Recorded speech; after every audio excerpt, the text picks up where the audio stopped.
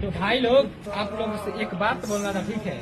हम लोग तो इतने बड़े यूट्यूबर नहीं है कि हम लोग किसी का मदद कर सके भाई। लेकिन जो भी हमारे पास होता है ना मेरे भाई, जब भी ये चाचा जी मेरे पास आते हैं, जो भी मेरे पास रहता है इनको मैं देता हूँ हमेशा।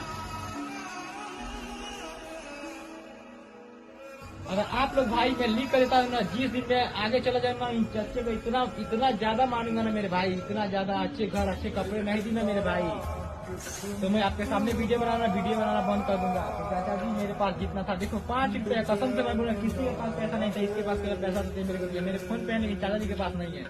तो मैं इन लोग को 5 रुपये देता हूँ, चाचा जी रखिए चाय पीजिएगा और पति पर मैं आपको खाना खिलाऊंगा, ठीक है? ठीक है, लाइक करो, फॉलो तो गाई लोग एक लाइक करो, ये मैं मन करूँ, ठीक है? हाँ ठीक है, चलिए।